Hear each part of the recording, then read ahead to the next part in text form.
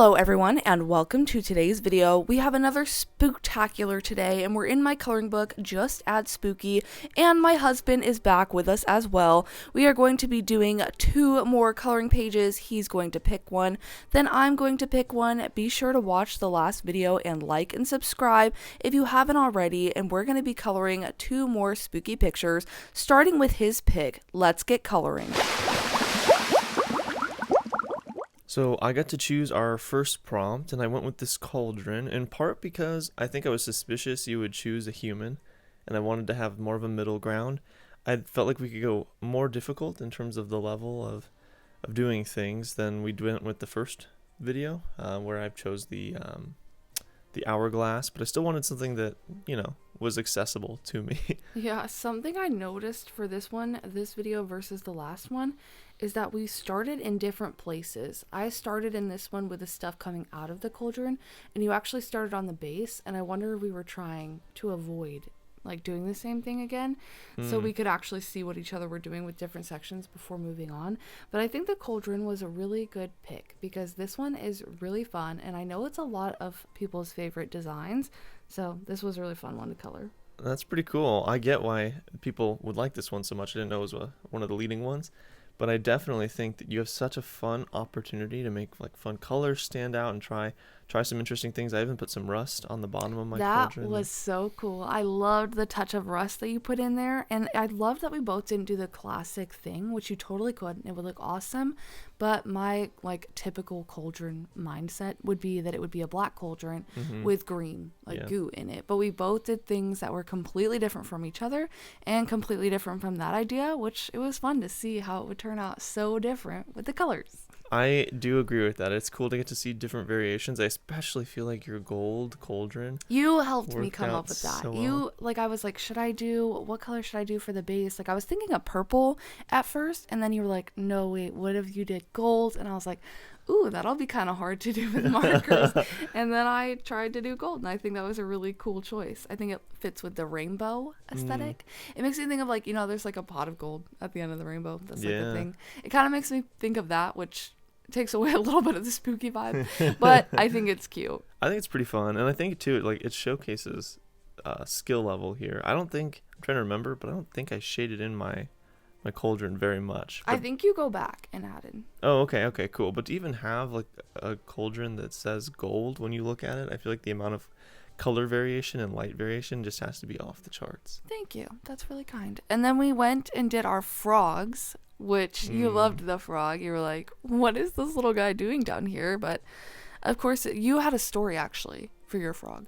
Well, just a little one. He's right next to this giant cauldron, and so you start asking questions, and I think what you're going to walk away with, at least in my case, what I walked away with, was that the frog is actually the one making the potion. There is a little witch hat on the frog. It's adding to the lore there. The question is, how does he get up there? But then he's a frog. He can jump. How does he stir it? He's a magical frog. Magic. Yeah. And so that or his tongue, right? He's going to be able to get to it. That's a good point. But here is my finished drawing with the gold cauldron, the green witch frog, and of course the rainbow stuff coming out of the potion. And then here is yours. Yes, so in mine, either this frog is making something really dark and sinister, or he's just making Jello. We're not sure. It's actually just some juice. It's just fruit punch. There are rune symbols coming out of it, but that's not uncommon for when frogs bake and cook and just interact with kitchen stuff. Right. Well, I guess we wouldn't know. But here they are side by side, and now it's my pick, and Ben was right. I did pick a human, so we're going to do a vampire. Pretty cool. I'm pretty excited. Did you have a vision going into this one? Yeah, so I like writing, and I've been writing vampire stuff recently. So there was a character in my head when I started, only the character has black hair in the story I'm writing, and so I tried to give this character more of your hair color. But aside from that, it was kind of a blend of those two things. Oh, that's fun. Yeah, I actually had a complete opposite vision in my head than what I colored. Oh, no I way. was thinking kind of similar. I was thinking black hair with maybe some colorful streaks in it, and then doing keeping it super dark and moody. But the cauldron was so bright and colorful that I actually changed my mind and was like, let's just kind of do that again. Because I had so much fun doing the rainbow colors coming out of the top that I decided I kind of needed to do the same thing. Totally. Well, there's been so many takes on vampires. I mean, you could have a leprechaun vampire at this point and it would work. That's I don't think that's true. Actually, actually, no, I can't see that. Someone make the film. No, but I did do very bright and pastel. I thought it'd be cool to do like a contrasting theme. So I kept her like outfit. Well, the plan was going to be to keep the outfit dark, but I actually ended up making it pink with sparkles. Spoiler alert. But I did try and make it a little more pastel and bright, but kept the features in the face like more classic with the red lip and everything. That's cool. Yeah, I appreciated a hair tip that you gave me, which was just to like darken near the roots and the tips, and not try and like. Typically, I've streaked down different hair lengths the whole way. Yeah. But that's not how light reflects on hair. Yeah, typically for hair, I have like a 3-color minimum that I try to do. But for the pastel colors that I was using, I don't have colors that match all those crazy colors, so I just picked like the pastel version and then the like more saturated version, and then go into the top and do like streaks coming down and then streaks going up and in, so then they kind of meet together like little horse hairs. That's how I imagine it. That's amazing. It's always so cool to me to see how they turn out so differently. It's literally the same drawing, but coloring it in makes them look so different. And yours is like this really creepy, cool vampire, and mine is like this pastel My Little Pony vibes. So it's very cool to see them together, but so different. Yeah, I've always said that just because you're undead doesn't mean you can't have style. So I think we're just seeing that shake out here. Yeah, you do definitely always say that. But yeah, then we just kept on coloring. For the outfit, I pretty much did not have any other plans at this point. Did you?